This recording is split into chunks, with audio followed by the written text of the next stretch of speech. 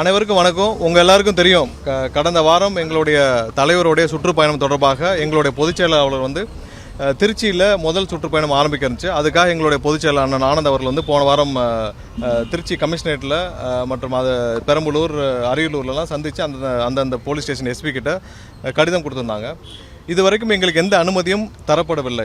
எல்லா இடத்துலையும், அதாவது தலைவர்கள் சுற்றுப்பயணம் மேற்கொண்டால் எல்லா ஊர்லேயும், இப்போ சென்னை மாதிரியான அனைத்து ஊர்களிலும், அனைத்து நகரங்களிலும், அனைத்து மாநகராட்சிகளிலும் வந்து பார்த்திங்கன்னா ஒரு குறிப்பிட்ட இடங்கள் அனுமதிக்கப்படும். அந்த அனுமதிக்கப்பட்ட லிஸ்டில் இருந்தே நாங்கள் ஒரு சில இடங்களை குறிப்பிட்டு எங்களுடைய பொதுச் செயலாளர் வழங்கியிருந்தால் அதற்கும் அனுமதி மறுக்கப்பட்டுள்ளது. திரும்பவும் அது போலீஸோடு சேர்ந்து மீதும் அவங்க குறிப்பிட்ட மற்ற இடங்கள்லையும் கிட்டத்தட்ட ஒரு 30 இடங்கள் அவங்க குறித்து வச்சுருக்காங்க.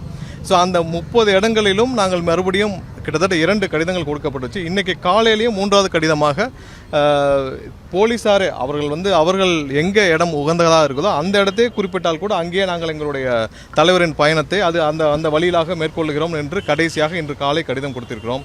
இது போக டிசம்பர் கடைசி வரை, டிசம்பர் 20ஆம் தேதி வரை எங்களுடைய முழு சுற்றுப்பயண விவரம், அதாவது எங்களுடைய தலைவரின் மொத்த சுற்றுப்பயண விவரத்தையும் இன்று டிஜிபி அலுவலகத்தில் ஏடிஜி அவர்கள் எல்என்டோ அவர்களை சந்தித்து அவர்கிட்ட வந்து மொத்த பயண விவரத்தையும் கொடுத்திருக்கிறோம். ஏன்னால் இதே மாதிரியான ஒரு விஷயம் அனைத்து ஊர்களிலும் அனைத்து இடத்துலையும் எங்களுக்கு நடக்கக்கூடாது. இன்னொன்று, ஒரு தலைவர், ஒரு கட்சியின் தலைவர், இன்னைக்கு மக்கள் அபிமானத்தை பெற்ற தலைவர் எங்களுடைய அண்ணன் விஜய் அவர்களின் ப்ரோக்ராம் மட்டும்தான் எல்லா இடத்திலும் தடை செய்யப்படுகிறது. எங்களுடைய கட்சி நிர்வாகிகளுடைய ப்ரோக்ராம் எல்லா இடத்திலும், அவங்களுடைய நிகழ்ச்சிகள் எதற்கும் அனுமதி கிடைப்பதில்லை. எங்களுடைய தலைவர் நீங்கள் பார்த்துருப்பீங்க, ஆர்ப்பாட்டத்திற்கும் நாங்கள் நீதிமன்றம் சென்று தான் ஆர்ப்பாட்டத்திற்கு அனுமதி பெற்றோம். மாநாட்டிற்கும் தெரியும், எவ்வளவு தடைகளை தாண்டி கிட்டத்தட்ட 20 நாட்கள் தொடர்ச்சியாக ஃபாலோ பண்ணி தான் நாங்கள் வந்து அனுமதியை பெற்றோம். அதே போல் சுற்றுப்பயணம், நீங்கள் எல்லா தலைவர்களும் சுற்றுப்பயணம் மேற்கொள்கிறாங்க, எல்லா கட்சியினரும் மேற்கொள்கிறாங்க, எல்லாருக்கும் கிடைக்கும் அனுமதி எங்களுக்கு கிடைப்பதாக இல்லை. ஸோ அதனால தான் இன்றைக்கி மொத்த விவரத்தையும், அதாவது மொத்த பயண திட்டங்களையும் இன்றைக்கு வந்து டிஜிபி அலுவலகத்தில் கொடுத்துருக்குறோம். அது போக அந்தந்த மாவட்டங்களிலும் எஸ்பி கிட்ட தனியாக வந்து நாங்கள் கொடுப்போம், ரெப்ரசன்டேஷன் கொடுப்போம். மொத்த ப்ரோக்ராம் பிளானையும் கொடுத்துருக்கோம்.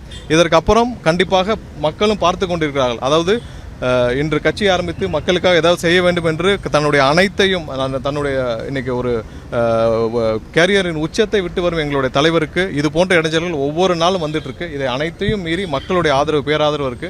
அந்த பேராதரவோடு நாங்கள் அனைத்தையும் தவிடுபடியாக்கி இந்த தேர்தல் வரை மக்கள் சந்திப்போம், எந்த தடையும் இல்லாமல்.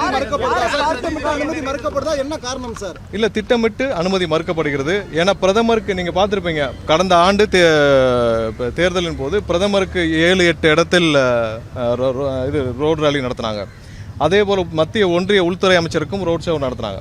ஸோ சென்னையில், அதுவும் பிரதான இடம், அதாவது டி நகரில் பாண்டி பசார் ஏரியிலேயே பிரதமருக்கு கிட்டத்தட்ட 3 மணி நேரம் 4 மணி நேரம் போக்குவரத்தை நிறுத்தி காவல்துறை அனுமதி அளித்தது. ஏன்னா காவல்துறைக்கு அந்த ஃப்ரீடம், அந்த இது இருந்துச்சுன்னா கண்டிப்பாக அவரால் செய்ய முடியும், எந்த இடத்துலையும் செய்ய முடியும். எங்களுக்கு மட்டும்தான் திட்டமிட்டு அனுமதி மறுக்கப்படுகிறது, மற்ற அனைவருக்கும் அனுமதி கொடுக்கப்படுகிறது. எங்களுக்கு மறுக்கப்படுகிறது, விவசாயிகள் போராட்டத்துக்கு மறுக்கப்படுகிறது, வாழ்வாதாரத்துக்கு போராடும் தூய்மை பணியாளர்களுக்கு மறுக்கப்படுது. மக்கள் அபிமானத்தை பெற்ற தலைவர் எங்கள் அண்ணன் விஜய் அவர்களுக்கு மட்டும்தான் மறுக்கப்படுகிறது, வேற யாருக்கும் மறுக்கப்படவில்லை. இது வந்து கண்டிப்பாக எங்களுடைய போராட்டம் இதனால் நாங்கள் கண்டிப்பாக இந்த 13ஆம் தேதி மக்களுடைய சந்திப்பு, எங்களுடைய தலைவரின் சந்திப்பு எந்த காலத்திலும் நாங்கள் தவிர்ப்பதாக இல்லை, அது கண்டிப்பாக நடைபெறும்.